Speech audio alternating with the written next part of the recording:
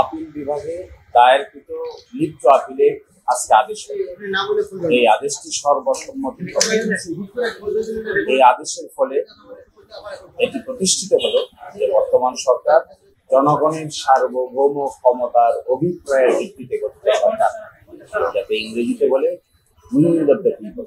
এবং এই সরকার যে কর্মকাণ্ড পরিচালনা করছে তা মূলত জনগণের সার্বভৌম ক্ষমতার বহিঃপ্রকাশ হিসেবেই কর্মকাণ্ড পরিচালনা করছে।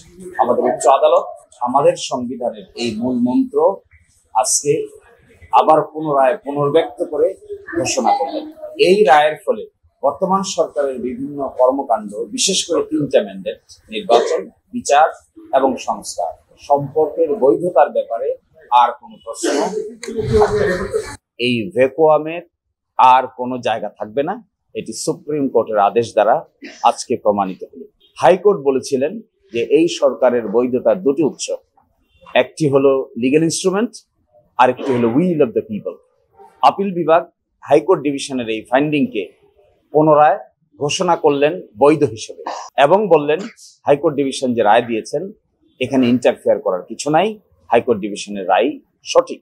তারপরে বলেছেন উইথ অবজারভেশন, অবজারভেশনটা রায় প্রকাশ পেলে পরে সুনির্দিষ্ট অবজারভেশন কি আসছে তা আমরা দেখতে পাবো। তো আমরা যে কথা বলেছিলাম গণ অভ্যুত্থান পরবর্তী যে সরকার গঠিত হয়েছে এটি মূলত জনগণের সার্বভৌম ক্ষমতার বহিঃপ্রকাশের ভিত্তিতেই গঠিত হয়েছে।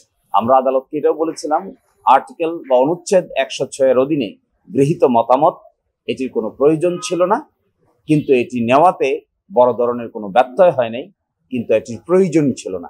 মূল বিষয়টা হলো 106 নয়, মূল বিষয়টা হলো জনগণের সার্বভৌম ক্ষমতার উৎস।